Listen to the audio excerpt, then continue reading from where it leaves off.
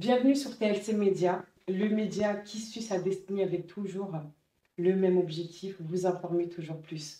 Aujourd'hui, j'ai l'honneur et le plaisir de recevoir Mamadou, auteur du livre La Troisième Voie. Bonjour Mamadou. Bonjour. Ça va? Merci de l'invitation. Bah écoute, c'est avec plaisir.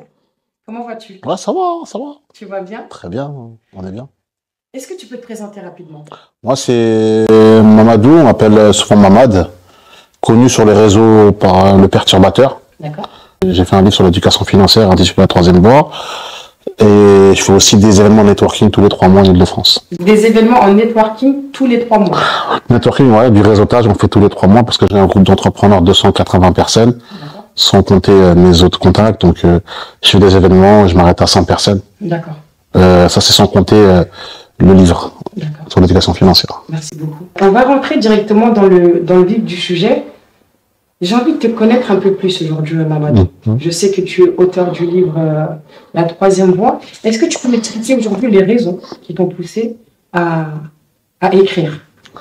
Écrire sur la thématique de l'éducation financière, au début, j'en ai écrit parce qu'en vérité, j'étais beaucoup invité pour parler de l'éducation financière. Sur comment gérer son argent, comment économiser, pas mal de notions d'éducation financière. Et je me suis rendu compte que il y avait une grosse problématique en termes d'épargne chez les gens. Des business à 0 €, comme j'ai appris dans le livre. Ils ne connaissaient pas ces notions-là et des notions d'investissement. Donc, à force, on m'a dit, c'est quand que tu fasses quelque chose avec ça. Donc, je me suis dit, au début, je savais pas quoi faire. Après, il y a un lecteur qui s'appelle Junior qui m'a dit, Mamad, il faut que tu fasses un livre. D'accord. D'accord. C'est comme ça que l'idée est venue. L'idée, elle t'est venue d'écrire. Exactement. C'est dans un live Instagram, en plus. D'accord. Voilà. Les gens, ils prenaient des notes. À chaque fois que je suis venu en live, les gens, ils prenaient des notes. Moi, je comprenais pas au début, mais avec le temps, on m'a dit, il faut que tu fasses quelque chose. Faut que tu fasses quelque chose. À partir du moment où tu as un savoir, tu dois savoir le partager. Exactement. Et surtout, moi, ce que j'avais expliqué aux gens, c'est comment gérer de l'argent de manière éthique. Parce qu'en fait, j'avais affaire à beaucoup de musulmans, en réalité. Donc, nous, on fait pas de crédit bancaire.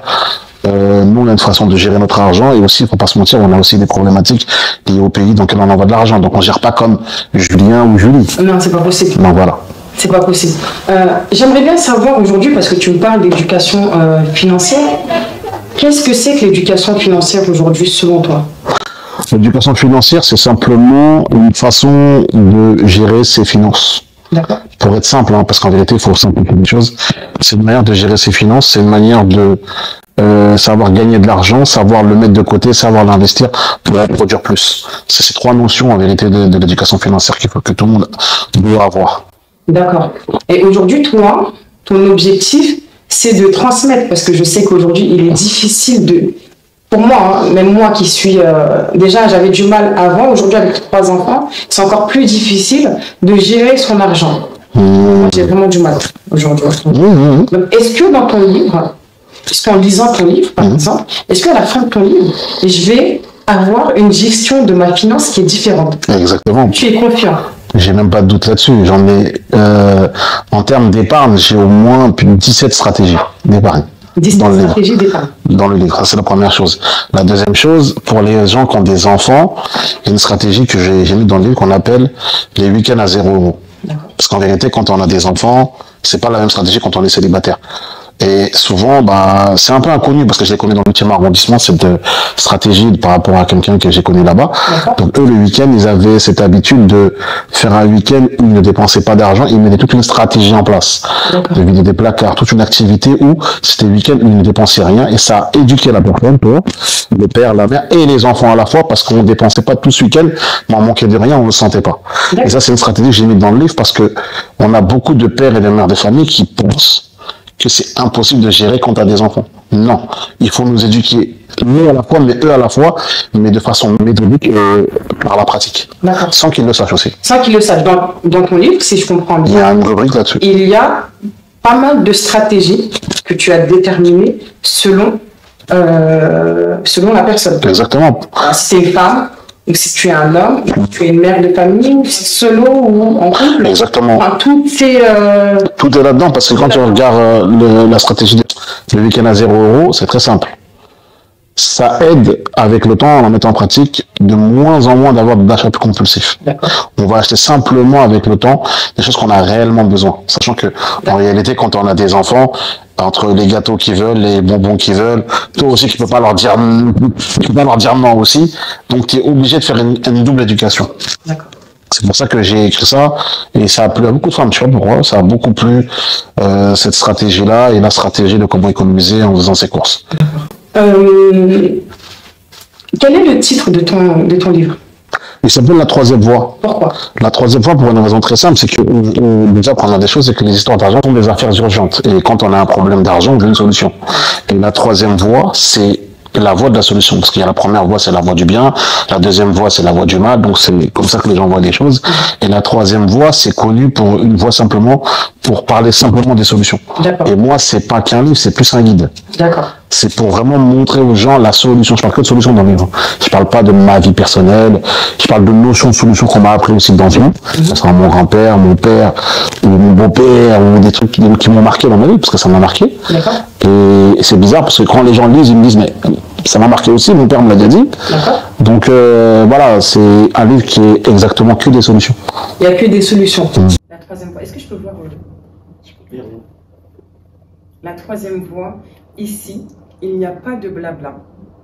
Juste des conseils concrets pour épargner, lancer son business avec 0 € et investir intelligemment. Est-ce que c'est possible de lancer ton business avec 0 €? Ah oui. Tu veux un exemple? Dis-moi. Très simple. Aujourd'hui, on a ce qu'on appelle la mise en relation. D'accord. Juste tout de suite, là, j'ai un business. Tu es en face de moi, tu fais des interviews. Tu es un journaliste. Je dis à Tigidé, écoute, moi, j'ai des gens qui ont un problème de visibilité. Maintenant, si je te ramène des clients, est-ce que tu me donnes un pourcentage? Tu ne refuseras pas de clients, c'est normal. Tout entrepreneur ne refuse pas. À partir de là, il y a une statistique qui dit que chaque personne a 80 numéros de téléphone dans son répertoire. C'est une statistique. Donc, sans compter nos réseaux sociaux. Si demain, je suis sur Canva et je fais une belle affiche et je dis, si vous voulez de la visibilité pour vos business, pour vous mettre en avant, etc., ou pour votre image aussi, obligatoirement, il y en a quelques-uns qui vont commencer à sortir. Et j'ai juste à faire le rapport avec toi. J'utilise mon réseau à ton service. J'ai dépensé quoi? Rien du tout. Mais à la finalité, on a un service. Est-ce que cette personne-là qui vient de lancer son entreprise, je ne sais pas si je t'ai suivi, hein. Je sais pas, mais est-ce que cette personne-là qui vient de lancer son entreprise, le service, l'interview, il est payant aujourd'hui? C'est ce que je te dis. Oui. La personne, moi demain, si je t'envoie des gens, je te dis, écoute, tu me dis, moi maintenant, mon interview, elle a 200 €. Si je te ramène des gens, est-ce que je peux avoir 50 €? Tu me dis, ok.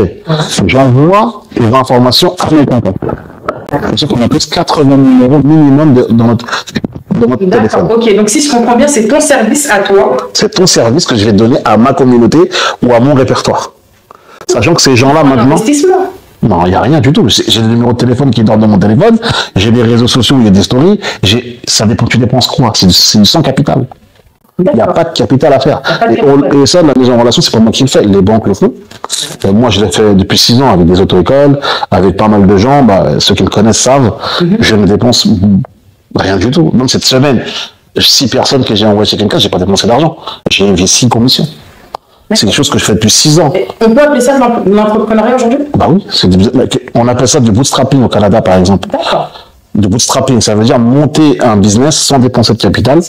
Et augmenter de façon organique. Ok. C'est connu, hein, c'est pas moi qui le fais. Hein, c'est bien connu. Franchement, je vous invite à lire le livre. C'est connu, hein, c'est pas moi qui invente. Tout y est. J'invente tout y est. T'as plein de métiers, il n'y a pas que ça. Hein. Il y a aussi des métiers, par exemple, je vais t'en citer, je connais une fille dans le groupe. Elle fait des conseils pour les couples. Elle a même des clients à Abu Dhabi. Qu'est-ce qu'elle fait? Elle est juste mariée ça fait 17 ans qu'elle est mariée. Elle apprend aux gens, avant de quitter la maison, tu dois faire ça, tu dois balayer, tu dois faire ça. Quand tu reviens, tu dois faire ça, tu dois faire ça. Voilà les conseils qu'elle donne. Elle est sur YouTube. Aujourd'hui, elle a des gens qui l'appellent pour des conseils et c'est simplement son expérience qu'elle vend. D'accord. Il y a des gens qui sont traductrices en soniqué. Donc, il n'y a pas de capital dans tout ça. Ok. Merci beaucoup pour ta réponse, Mamadou. Est-ce que tu peux me donner 3 conseils aujourd'hui pour une gestion de finances efficace? Très simple. 3 conseils très simples. Commencer déjà par ce qu'on appelle un inventaire. Ça veut dire qu'aujourd'hui, tu sais, dans la vie, on ne peut pas être riche si on ne sait pas ce qui rentre et ce qui sort. Donc, prendre son relevé bancaire, un inventaire, pour savoir ce qu'on gagne, Je pense que quand tu es salarié, c'est facile, tu as un salaire. Donc en vérité, et savoir ce qui sort. Et ce qui sort, on parle des besoins. Que ce soit le logement, à boire, à manger, vraiment ce qui est besoin. Et faire un calcul des deux, savoir ce qui rentre et savoir ce qui sort. Okay. Ça, c'est le premier conseil basique. Parce que s'il n'y a pas d'inventaire dans ce que tu fais, on ne peut pas avancer. D'accord. Donc ça, c'est la première chose. On ne parle pas des désirs, on ne parle pas de la paire de basket que tu as vue, le rouge à lèvres, on ne parle pas de ça. On parle simplement de savoir ce qui est obligatoire et ce qui rentre. D'accord.